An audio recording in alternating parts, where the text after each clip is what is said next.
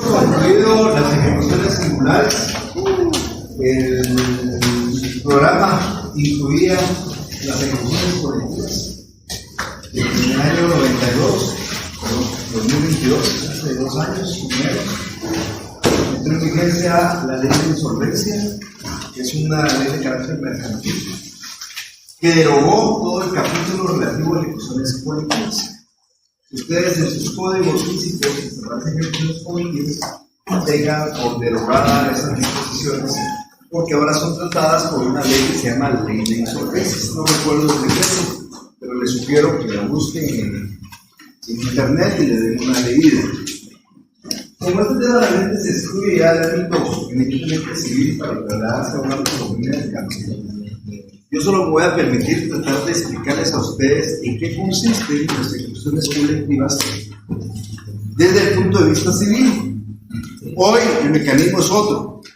Lo que aquí voy a explicar, en cierta forma, ya no se aplica porque la ley de insolvencia maneja otro mecanismo para ello. Pero bien, vean, lo que yo expliqué a través de un juicio ejecutivo, de una ejecución vía del premio o de las ejecuciones especiales que le dan a hacer garantizamiento de elecciones son ejecuciones singulares. Normalmente hay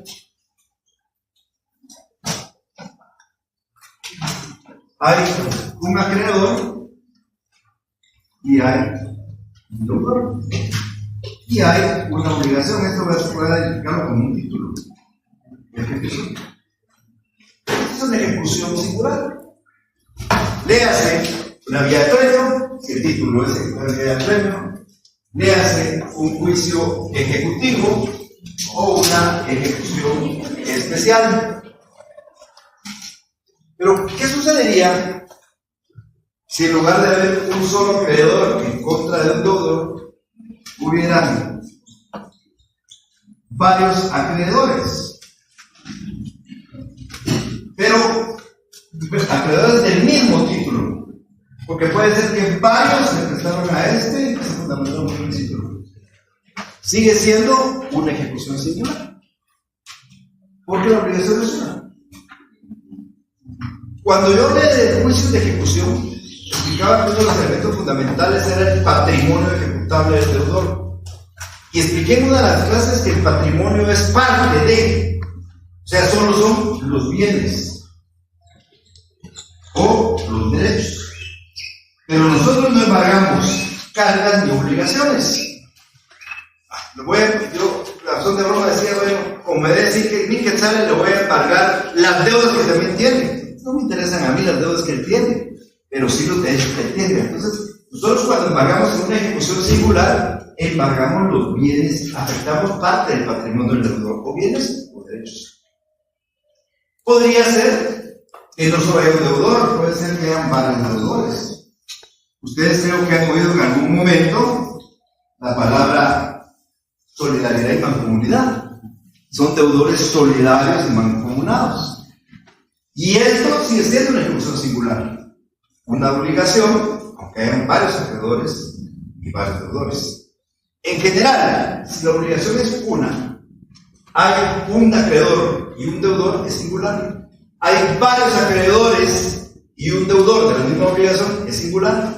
Hay varios deudores y un solo acreedor de una sola obligación, es singular. Y si hay varios acreedores y varios deudores de una misma obligación, sigue siendo singular. ¿Cuándo se convierte en una ejecución colectiva? Bueno, acá estos acreedores, estos deudores pueden afectar el patrimonio del deudor. Le pueden embargar una casa, un inmueble, dinero en efectivo, su salario, o derechos, su derecho hereditario, su derecho a una acreeduría. Eso puede embargar. Pero no vamos a embargar deudas ni obligaciones. Yo le pago las obligaciones de alimentos que tiene que dar él. No me interesa. Ahora, ¿qué sucede? Les voy a contar una historia acá para dar un poco el ejemplo, pero puede pasar en cualquier momento.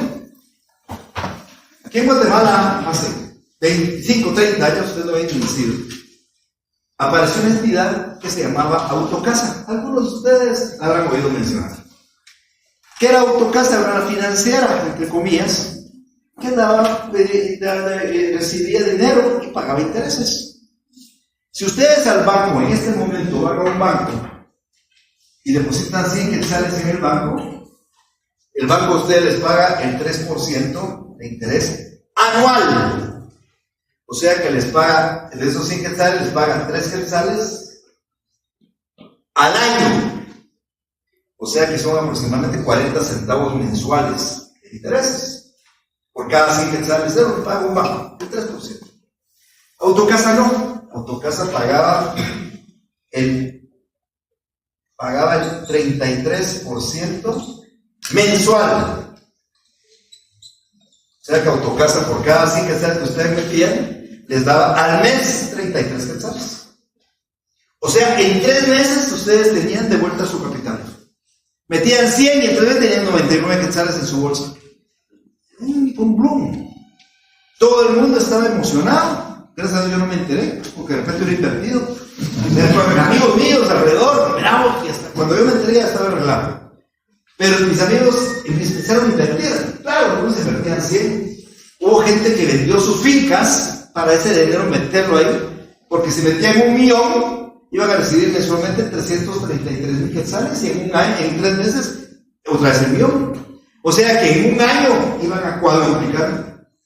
Y era tal el boom que habían 100,000 acreedores. 100,000 gente metieron dinero en Autocasa. Y Autocasa a cada uno les dio de título un pagaré o una letra de cambio. No sé, creo que una letra de cambio. Les dio un título. Entonces, miren qué bonito el negocio. Yo deposité mi salario 1,000 quetzales, el primer mes me dieron 333, el otro mes 333, el otro mes 333. Ya junté otros 1,000 quetzales y lo volví a invertir. Ya tenía 2,000 y ahora en lugar de recibía 600. Y eso duró 6 meses. A los 6 meses Autocasa desapareció. Se fueron. Claro, dejaron una casa, un edificio dejaron, bueno, una casa de edificio cerca de la Torre de Tribunales, algunas cuentas bancarias, algunos vehículos y 100,000 acreedores con 100,000 títulos, cada acreedor por su letra de cambio. Y entonces los primeros 5 acreedores, cuando el Autocasa fue planteando su juicio ejecutivo, y los primeros 5 acreedores, uno embargó la casa, otro embargó las cuentas bancarias, otro embargó los vehículos, y los 995,000 restantes, pero sin nada. Entonces, uno de esos 995,000 le dijo al juez: señor juez, esta es una ejecución colectiva. No remate la casa, ni disponga las cuentas, ni disponga los vehículos, porque nosotros también somos acreedores. Y el juez suspende cualquier remate y nombra una junta que administra de Autocasa el edificio, las cuentas, los vehículos, las deudas, las obligaciones, todo el patrimonio de Autocasa lo maneja esa junta. Y conforme se puede, va haciendo unos pagos parciales, va haciendo tratar de cubrir las obligaciones. Bueno, para no casarles que ustedes no habían nacido cuando sucedió, y el juicio está en un tribunal por ahí todavía. No funciona, no camina. ¿Cómo va a caminar si para decidir al final, por ejemplo, cómo distribuir algunas cuestiones necesitan hacer una asamblea? Y la asamblea de 100,000 acreedores no necesariamente tiene que llegar a los 100,000. Dice la ley que tienen que llegar todos, pero tienen que estar representados, pueden estar representados, uno representar a otros más. Entonces, en lugar de 100,000, sí tiene que haber 300,000, 333,000 en un lugar. No sé si cabrán en el estadio Mateo Flores o en el nuevo centro de Futeca. En ningún lado de Guatemala cabe ese número de gente. Entonces, hay un gran problema con eso. Bueno, yo le decía una vez a mi señor padre un día contándome, me contó una anécdota como para poder tratar de llenar esto, pero no tiene ninguna relación, aunque pareciera. Dice mi señor padre que en donde él trabajaba existía un deudor, no tipo Autocasa, pero señor que pedía dinero cada vez. Ustedes daba un montón de problemas. Este señor tenía 50 acreedores o 40 acreedores, no sé. Pongámosle 20, son muchos 20. Y entonces el señor, el fin de mes, los convocaba a todos. Los sentaban en una sala y decían, bueno, sacaba una tombolita. El que salga premiado hoy le voy a pagar intereses. Imagínense ustedes 20 esperando, ojalá me toque a mí quien pague hoy intereses. Nada, deuda, intereses. Y entonces hacía por sorteo el pago de intereses. Y un día dijo, llamó a todos a una asamblea y dijo, miren, hoy les tengo buenas noticias. Hoy les voy a pagar a todos. Todos se emocionaron. Pero necesito a uno que me preste el dinero para pagarle a todos los demás. Lo que pasó lo contaba como un chiste. Pero al final esto era un concurso. Pero no es exactamente de la misma forma. Entonces nuestro código procesal regulaba la manera en que cuando una persona deudora tenía más de 2 acreedurías, más de 2, o sea, 3, 4, 5, 6, y no podía cumplir con todas, entonces puede dar una ejecución colectiva. Cuando el deudor es el que llama a sus acreedores para que les da la administración de todo su patrimonio, de todo, bienes, cargas, derechos y obligaciones, se llama concurso voluntario de acreedores, porque es el deudor el que llama a sus acreedores. Pero cuando es un acreedor el que plantea el concurso, por la necesidad de ingresar dentro del tema del patrimonio ejecutable, se llama un concurso necesario de acreedores. Entonces las ejecuciones colectivas eran concurso voluntario de acreedores,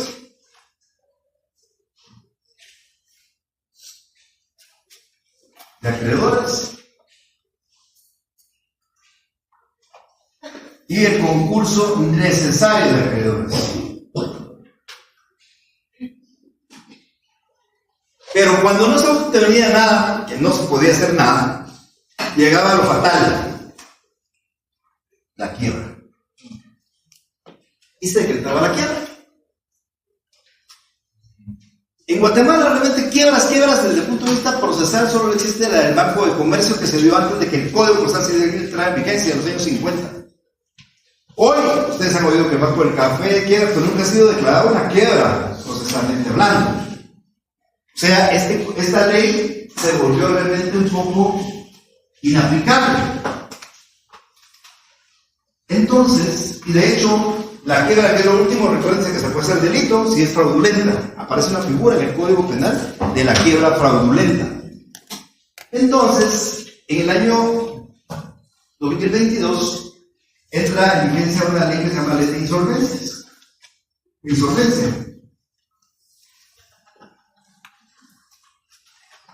Y esta Ley de Insolvencia, lo que suprimió es esto, la quiebra.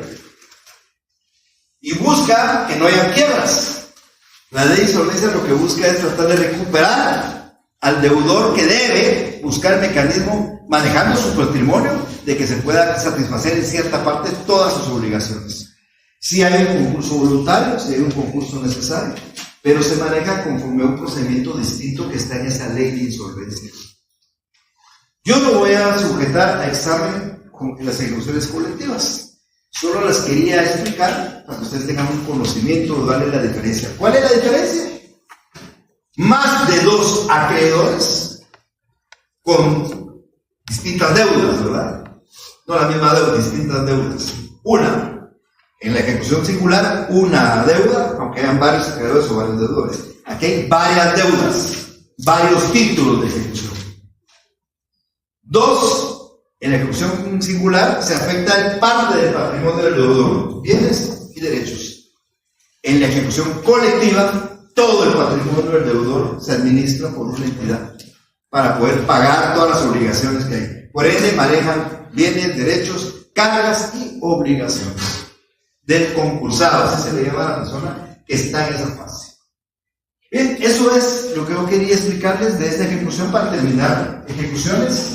Como les digo, les recomiendo que hagan su ley de insolvencia, le den una leída, era complicada la ley, pero seguramente la van a tener que aprender, si no es hoy, dentro de 2 años en estudiar privado, las pueden preguntar. Pero bien, terminado esto, En el programa a mí me quedan 2 puntos. Realmente ya casi para concluir el programa. Nos hemos adelantado muchísimo. Esto que nos quitaron ahora, pues ya eran 2 clases más. Pero voy a tratar de utilizar las clases que tengamos para utilizar un aspecto práctico. Y hoy vamos a empezar con eso. Quiero que me formen grupos de 6, 7, ustedes quieran. No muy grandes, ¿verdad? Porque hay que reunirse. Y me van a redactar ustedes una demanda. Una demanda que está basada en un testimonio de una escritura pública que contiene una obligación ya exigible de pagar 1.000.000 de quetzales. Sí. Les cuento, si todo sale bien, como 200.000 quetzales van a ser de sus honorarios. O sea que valdría la pena por lo menos empezar a aprender cómo hacerlo. Se va a poner de ejecutante alguno del grupo y se va a poner de ejecutado alguno del grupo. El chivo, yo no puedo meter en esos temas. Yo solo lo único que les puedo decir es que ustedes van a encontrar todos los requisitos en el artículo 61, 62, 67, 79, 106, 107. Que alguna vez los hablamos con ustedes. O puede agarrar la computadora y buscar una demanda y hacer lo que hizo una mi medio pariente abogada recién graduada, que el papá, que también es abogado, le dijo: hazme un favor, transcribirme esta escritura. Y a los 10 minutos ahí estaba la escritura. Ya la transcribí, ¿cómo hiciste? La escaneé y yo solo. Si lo que quiero es que aprendas, que te metas a aprender sobre escritura. Ustedes podrán agarrar un escáner y a buscar una demanda de Mario Gordillo de cualquier ejecutiva y le escanean y sobrecambian datos. Lo pueden hacer. Ya cuando se le complique, que les den, interpongan excepciones y tengan que evacuar audiencias, van a ver dónde consiguen ya no es lo mismo. Pero bien, lo pueden hacer. Hoy no, traten de no hacerlo. Y se los digo porque en la otra sección, pues no se los advertí y lo hicieron. Entonces, miraba yo, el estilo de redactar es el mío, el que está ahí, lo mismo que lo está. Que en algún lado lo sacaron de algún proyecto, de las clases anteriores, del semestre pasado, porque al final es lo mismo plantear una demanda ordinaria sumaria oral que plantear un juicio ejecutivo en cuanto a los requisitos de forma. Entonces, reúnanse. Yo voy a pasar revisando lo que vayan haciendo. Si alguien tiene alguna duda, luego me lanza la mano, yo me acerco y por supuesto los ayudo. Reúnanse, me van a hacer una hoja y en esa hoja pues van a poner nombre y número de carnet de los participantes. Esto no tiene ningún valor. Solo 200.000 quetzales en el futuro si quieres que siempre ganando de más.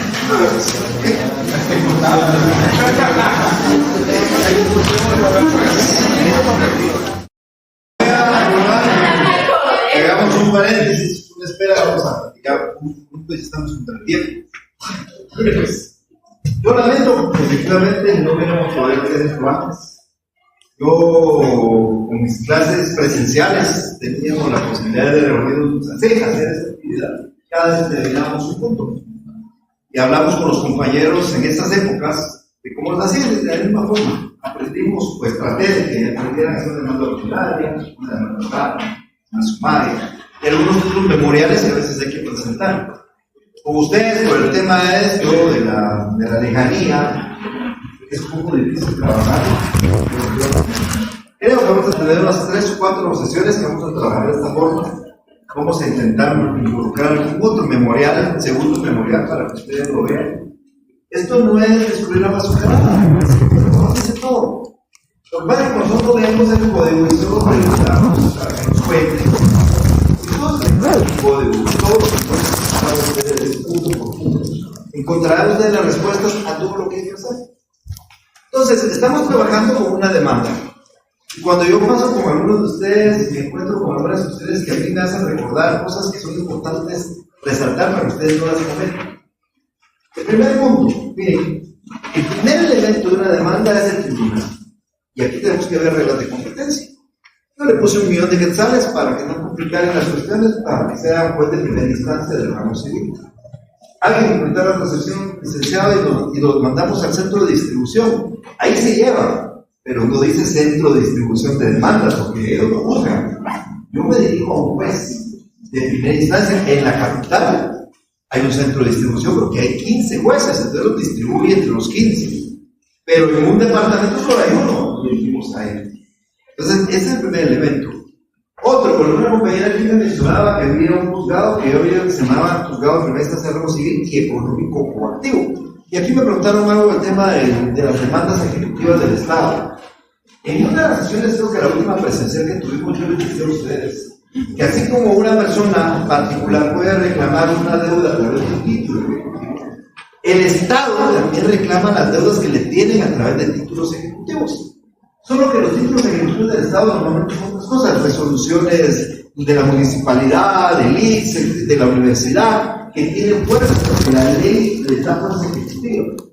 Pero el procedimiento que utiliza el Estado no se llama juicio ejecutivo, se llama juicio económico coactivo. Es lo mismo, porque son hermanos, hasta el procedimiento es similar, solo que uno se regula en la ley de lo contencioso y el otro se regula en el código procesal. Entonces, en los departamentos, los jueces son mixtos.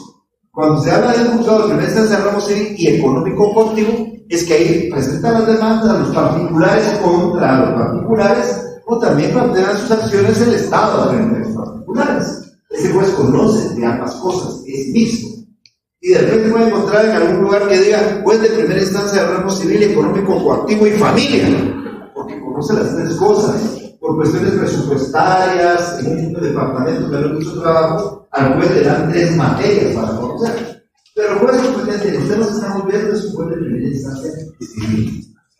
Luego, ¿quién debe comparecer? Según la ley, el artículo 61 comparece quien reclama el derecho o su representante legal. Aquí nadie me trajo como representante legal, pero es importante explicarlo. Si, por ejemplo, yo soy el actor, pues yo me presento.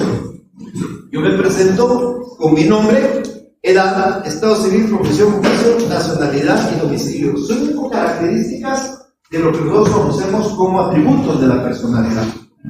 ¿Por qué pongo mi edad?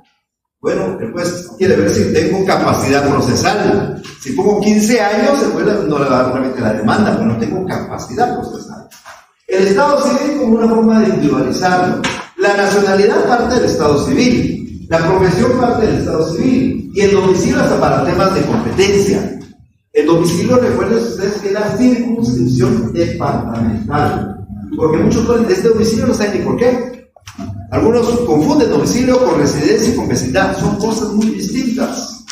Alguien reside en la zona 7, es vecina de la capital del municipio de Guatemala y domicilio en el departamento de Guatemala.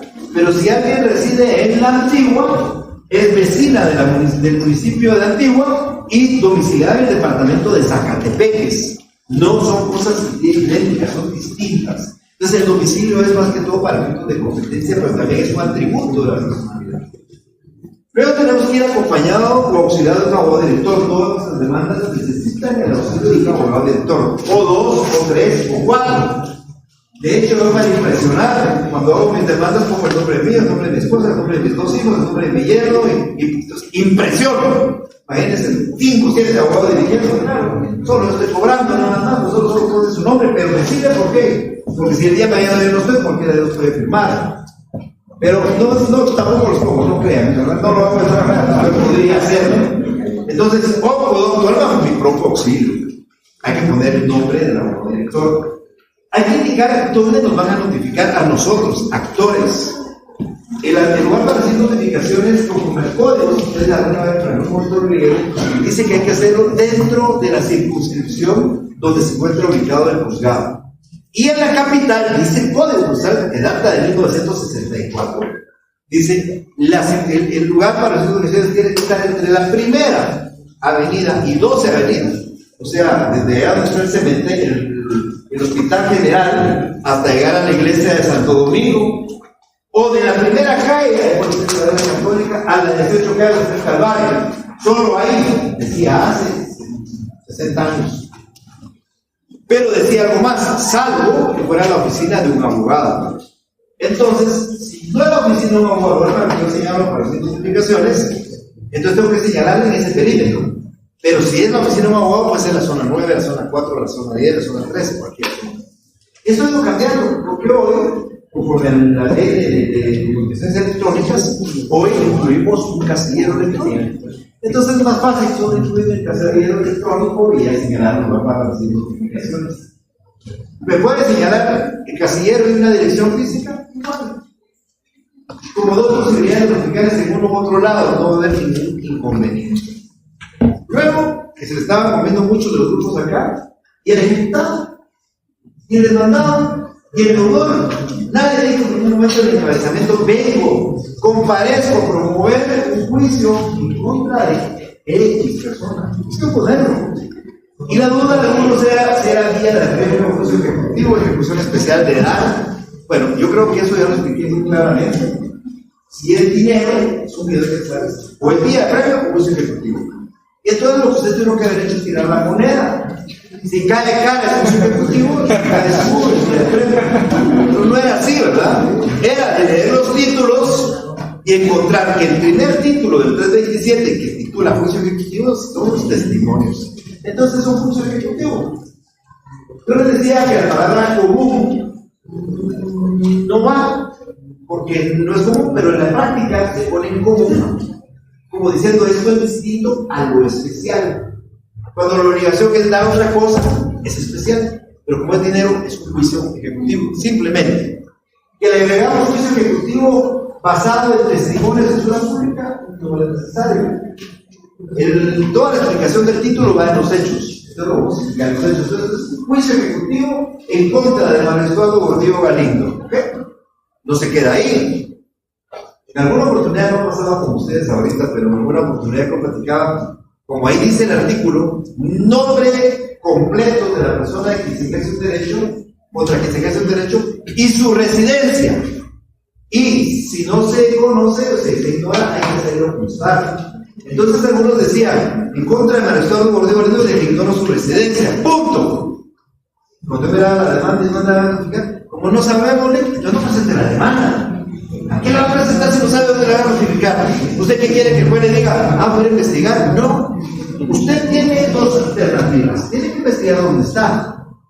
Usted sabe que Mario Gordillo, por ejemplo, en el caso particular mío, me puede ubicar. Si ustedes preguntan en el colegio de abogados o entran a las páginas del colegio, les da la dirección de la oficina. Usted me puede encontrar en mi oficina. ¿Sabe que trabajo en la universidad? Me puede encontrar en la universidad. No saben dónde resido. Entonces llegan a poner en contra de Manuel Eduardo Gordillo Galindo, de quien ignoró su residencia, pero puede ser notificado en tal y tal lugar, su oficina profesional, o en tal y tal lugar, Universidad de San Carlos de Guatemala. Dos direcciones para notificarme. Si no me encuentra en una, me encuentra en otra.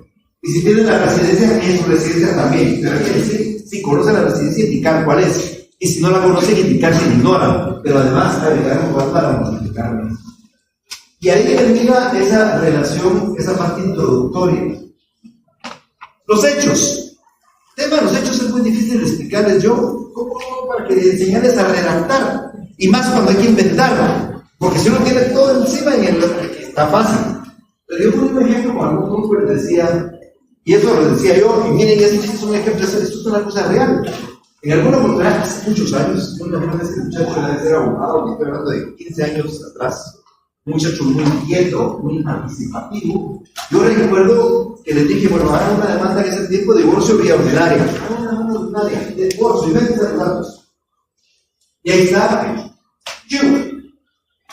El muchacho rapidísimo terminó y me entregó. Y era una carta. Decía Guatemala, tanto señor puede prestarse a recibir todos los datos. Y los hechos decían, señor, pues con la hora demandada nos conocimos en el Parque Central. Un día domingo, cuando iba caminando, en tal fecha era un 14 de febrero. Yo iba caminando tranquilamente por la Sexta Avenida cuando de repente me impresionó y la vi. Me la acerqué y le pregunté. Y aceptó una invitación, le regalé una rosa. Y nos fuimos al café de París. Y en el café de París yo le invité otra vez a otro café de París. Y después a otro café. Y ahí fuimos a Capi. Y de ahí caminamos por toda la Sexta Avenida. Toda una historia. Y al final aceptó y nos casamos. ¿Qué le interesa al juez todo eso? Lo que pide es el divorcio, le interesa el cual desde que se casaron. Entonces tendría que decir, señor, que la hora de mandarlo, pero un matrimonio en tal fecha, el notario tal, se disfrutó nuestro matrimonio en tal lugar, procreamos 3 hijos y se dio la siguiente causal de divorcio y pido divorcio. ¿Por qué tanta casaca? Entonces, ¿qué pasa con un juicio ejecutivo? Yo tengo un título. Puede ser una letra de cambio que no dice nada. La letra de cambio dice que me van a pagar un millón de quetzales. ¿Qué voy a poner yo? Señor juez, fíjese que hace como 7 meses yo iba caminando y de repente vi al señor fundamental, fuimos a tomar unos tragos. Entre los tragos, él me firmó la letra de cambio por 1.000.000 de quetzales.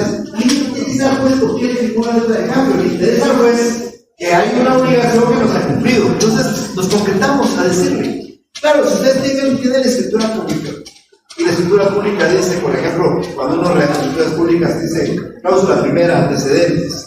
Manifiestan los otorgantes que en virtud de tal y tal circunstancia ocurrió tal hecho y que en virtud de tal circunstancia han decidido llegar a este acuerdo.